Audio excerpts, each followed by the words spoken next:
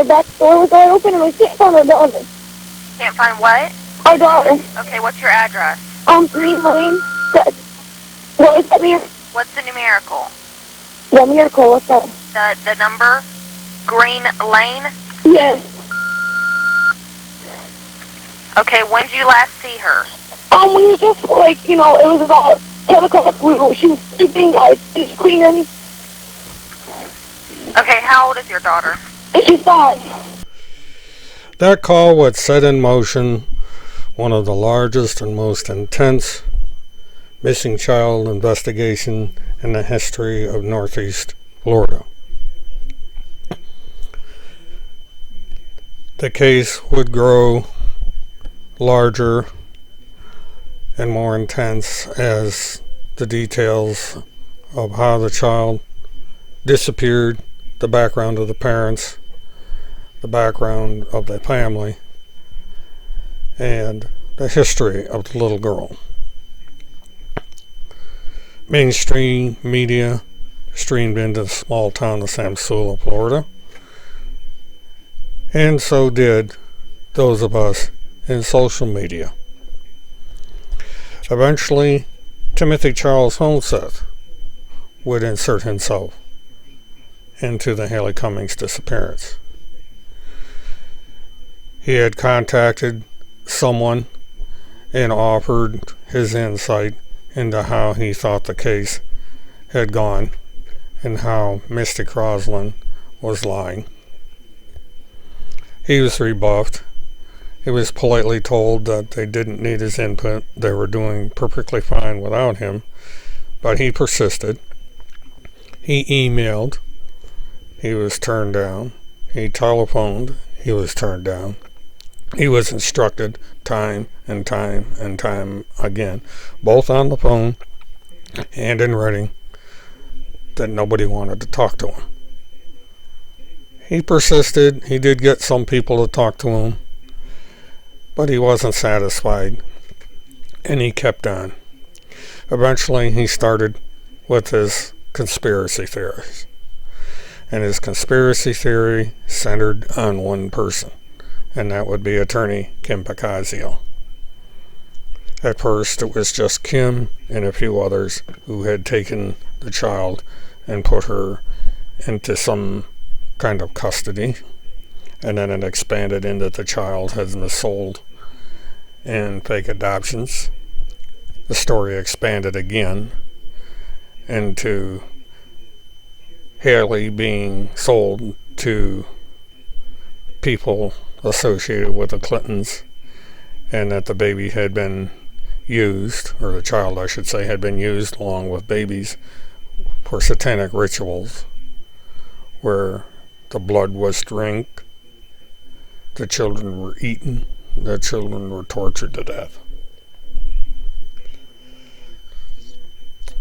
Holmseth eventually accused the Florida State Attorney, the then Governor Richard Scott of Florida, various law enforcement officials in both Florida, Minnesota, and in various locations throughout the United States of this vast network of child traffickers, this vast network of pedophiles, this vast network of Satanists who were having these sacrificial rituals involving babies and young children. Eventually, Holmseth gained the attention of the QAnons, the Pizzagators, and ultra-white right-wing conspiracy groups. Field McConnell of the Children's Crusade was one of his early adopters in this group. Sarah Westall, another wide right-wing conspiracy theorist, joined in, and soon others would join in. A religious fanatic from Alaska, and others. Holmseth gained a following. Meanwhile, the legal cases against Holmseth continued. Eventually, he was tried for the first of 4 pending charges against him. He was convicted by a jury of his peers, and sentenced to serve time in the Polk County Jail. After his release from jail, Timothy Holmseth continued with his theories as the date approached for his second trial. On August 26th at 9 a.m., he was scheduled to appear in another trial on the charge of stalking. He failed to appear. The judge issued a bench warrant. Timothy Charles Holmseth is now a fugitive from justice. Timothy Charles Holmseth continues to post his theories on social media with the help of a generic YouTube account with the name Amy Dawson. It is suspected that Amy Dawson is in fact Timothy Holmseth, and he created that name in order to get around the ban that YouTube has on his content. There is also another Dawson that posts on the Sarah Westall site. And again, it is suspected that this is Timothy Holmseth. Other than the previously mentioned calls to various social media sites, Timothy Holmseth has not been seen in public. He has not been seen live on camera. He has only been in audio recordings. His whereabouts are unknown, and again, he is suspected of being in the luxurious home of one of his supporters.